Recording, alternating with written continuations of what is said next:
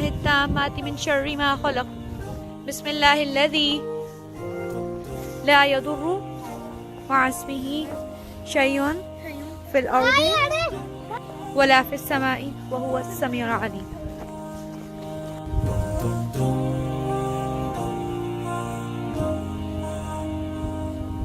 तो जी आप पढ़ सकते हैं, इसका नाम है welcome to Scott wood lot. This jungle is in our neighbourhood and I am really obsessed with this place. ये ट्रैकिंग पॉइंट है मिल्टन में, और समर्स में ये ज़्यादा डीप एंड डार्क हो जाता है।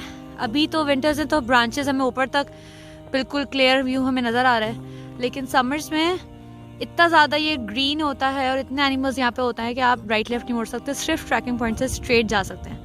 यहाँ पे इतना ज़्यादा सेफ्टी का होता है कि इन्होंने हमें बताया है कि अनसेफ प्लांट्स यहाँ पे कौन से हैं, और यहाँ पे शुगर मेपल ट्रीज भी पाए जाते हैं।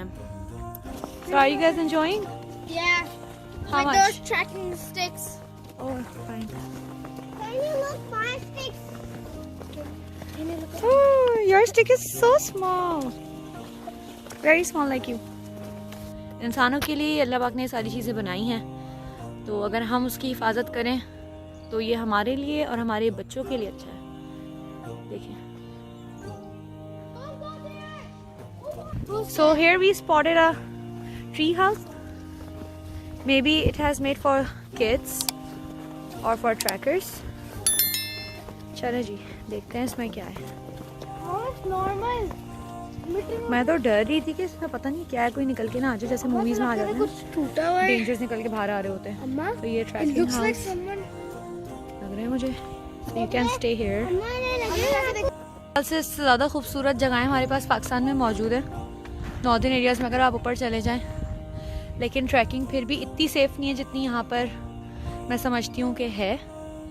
फिर भी मुझे तो बहुत डर लगता है आते हुए इस तरह की जगहों पे, लेकिन मेरे बच्चे बहुत एक्साइटेड होते हैं आने के लिए, उनको बहुत अच्छी लगती है जगह। और मोहम्मद जो मेरा बेटा है वो तो यहाँ खड़े होकर उसको अजान देना बहुत पसंद है। छोटा सा बच्चों का टॉय हाउस बनाया हुआ है वुड का। ऊपर दिखाए एरोप्लेन को।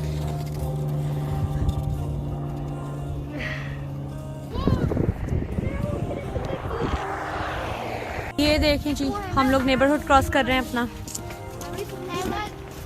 बच्चों ने कहा मम्मा स्नो से नहीं जाना, बस अब बहुत हो गई, अब हम चलेंगे रोड से। तो चलें जी, रोड से कर लेते हैं वॉक।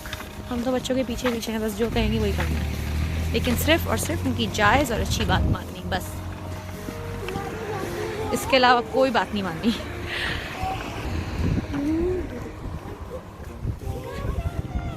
इंटरेस्टिंग बात बताऊं, बताओ कौन से नबी थे जो इस तरह अपने साथ डंडा लेके चला करते थे?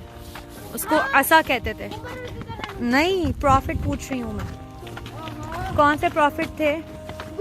उनको गुस्सा भी बहुत आ जाता था, वो एक प्रॉफिट और उनकी जबान में लुकनत भी थी। है। वो डंडे करके वो बकरी को चढ़ाने जाते थे। हाँ हाँ। उनका इमामा जल जाता था उनके गुस्से से, और वो अल्लाह के नूर से बातें किया करते थे। जो सीन बोलते थे। जल्दी बताओ। जो सीन बोलते थे। हाँ हाँ, जो शीन को सीन बोलते थे। कौन से प्रॉफिट थे? कुरान में नहीं, अरे वो तो सहाबी है ना, वो सहाबी हैं। मैं प्रॉफिट का पूछ रही हूँ। कौन? सही जवाब मूसा अलैहिस्सलाम। कुरान में कितना उनका जिक्र है। मूसा अलैहिस्सलाम जब वॉक करते थे तो उनके हाथ में हर वक्त असा रहती थी, डंडे को असा कहते हैं। तो उनके हाथ में आसा रहती थी जिससे वो चल के वॉक किया करते थे। और जब उनका मैजिशियंस के साथ कंपटीशन हुआ था तो इसी आसा को उन्होंने ज़मीन पे मारा था, तो ये आसा को क्या हुआ था, वो आसा अजदहा बन गया था, एनाकोंडा बन गया था वो आसा। और जो मैजिशियंस ने जो अपने स्नेक्स फेंके थे ना, छोटे छोटे अपनी अपनी डंडियों को उन्होंने फेंका तो उनके स्नेक्स बन गए। तो मूसा अलैहिस्सलाम को अल्लाह ने हुक्म दिया अपना आसा ज़मीन पे मारे। उन्होंने मार के बताओ जो है, उन्होंने अपना आसा ज़मीन पे मारा तो वो अजदहा बन गया, और सारे जो छोटे स्नेक्स थे ना उनको खा लिया।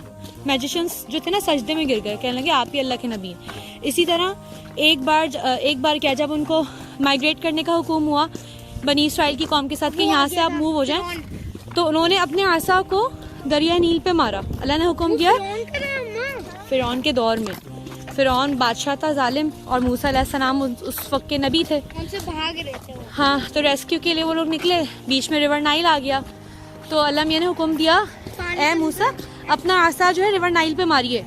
मूसा अलैहिस्सलाम ने डंडा, मूसा अलैहिस्सलाम ने अपना आसा जो था रिवर नाइल पे मारा।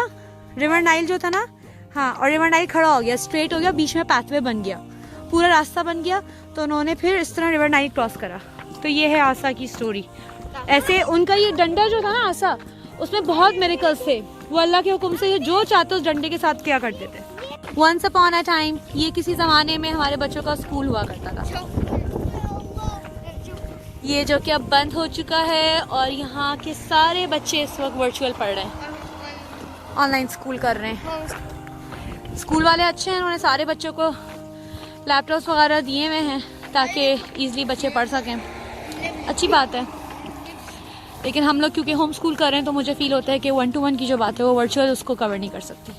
जो बच्चे हैं वो डिज़र्व करते हैं कि वो टीचर से 1-to-1 इंटरेक्ट करें, वर्ल्ड ऑफ स्टाइल में अपना एजुकेशन हासिल करें, चीज़ों को टच करें, देखें, एक्सप्लोर करें, नेचर को, एनवायरनमेंट को फील करें। मेरे ख्याल से ये तरीका कर ज़्यादा बेहतर है। ये मेरा अपना ओपिनियन है। बाकी जो वर्चुअल कर रहे हैं उनका अपने ओपिनियंस होंगे। बहरहाल अल्लाह ताला बच्चों के हक में अच्छा करे।